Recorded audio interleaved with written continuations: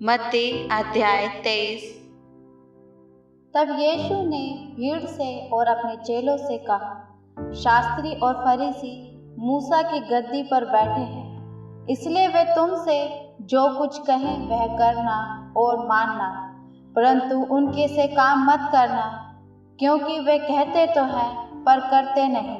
वे एक ऐसे भारी बोझ को जिनको उठाना कठिन है बांधकर उन्हें मनुष्य के कांधों पर रखते हैं, परंतु आप उन्हें अपनी उंगली से भी सरकाना नहीं चाहते। वे अपने सब काम लोगों को दिखाने के लिए करते हैं। वे अपने तावीज़ों को चौड़े करते और अपने वस्त्रों की कोरे बढ़ाते हैं। जेवनहारों में मुख्य मुख्य जगह और सभा में मुख्य मुख्य आसन और बाजारों में नमस्कार और मनुष्यों में रबी कहलाना उन्हें भाता है, परंतु तुम रबी ना कहलाना, क्योंकि तुम्हारा एक ही रब और तुम सब भाई हो।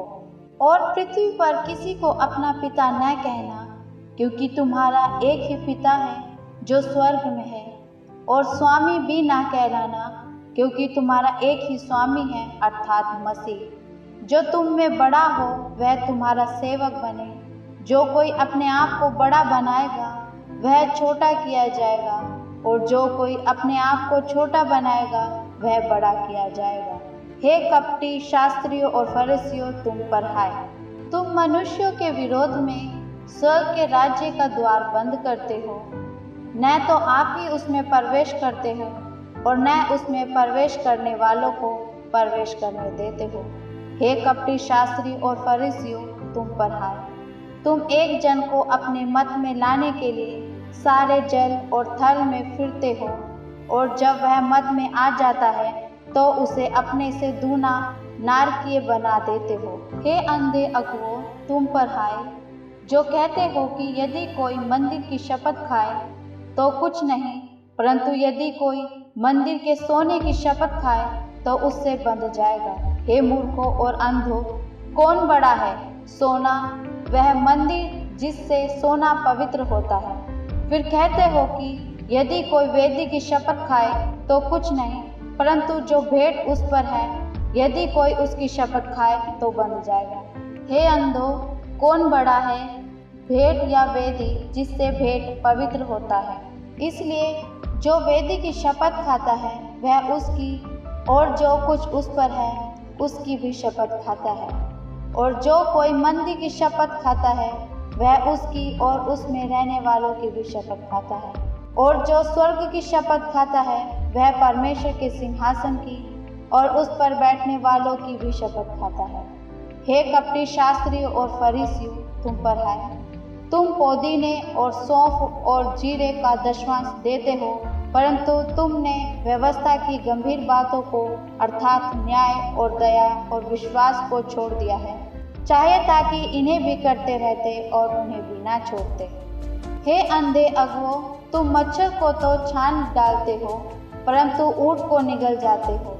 हे कपटी शास्त्रियों और फरीसियों, तुम पर हाय, तुम कटोरे और थाली को ऊपर से तो मांजते हो, परंतु वे भीतर अंधेरे असंयम से भरे हुए हैं। हे अंधे फरीसी, पहले कटोरे और थाली को भीतर से मांज की वे बाहर से भी स्वच्छ हो। हे कपटी शास्त्रियों और फरीसियों, तुम पर हाय, तुम चूना फिरी हुई कब्रों के समान हो, जो ऊपर से तो सुंदर दिखाई देती है, परंतु भीतर मुर्दों की हड्डियों से और सब प्रकार की मलिनता से भरी है। इसी रीति से तुम भी ऊपर से मनुष्य को धर्मी दिखाई देते हो, परंतु भीतर कपट और अधर्म से भरे हुए हो।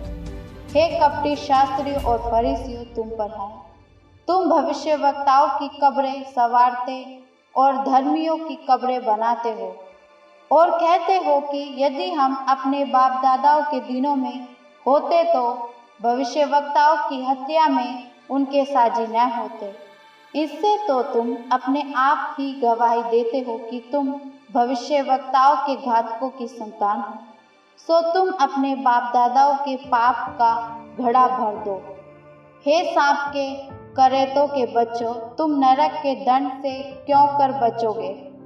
इसलिए देखो, मैं तुम्हारे पास भविष्यवक्ताओं और बुद्धिमानों और शास्त्रियों को भेजता हूँ और तुम उनमें से कितनों को मार डालोगे और क्रूस पर चढ़ाओगे और कितनों को अपनी सभाओं में कोड़े मारोगे और एक नगर से दूसरे नगर में खदेड़ते फिरोगे, जिससे धर्मी हाबिल से लेकर बिरिकिया के पुत्र जकरिया तक, जिसे तुमने मंदिर और वेदी के बीच में मार डाला था, जितने धर्मियों का लहू पृथ्वी पर बहाया गया है, वह सब तुम्हारे सिर पर पड़ेगा।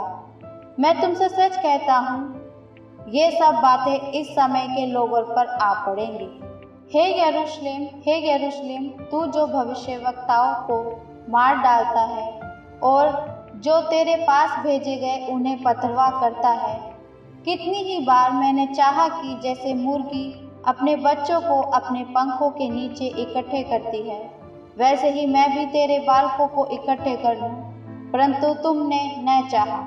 देखो, तुम्हारा घर तुम्हारे लिए उजाड़ छोड़ा जाता है, क्योंकि मैं तुमसे कहता हूँ कि अब से जब तक तुम न कहोगे कि धन्य है वह जो प्रभु के नाम से आता है, तब तक तुम मुझे फिर कभी ना देखोगे।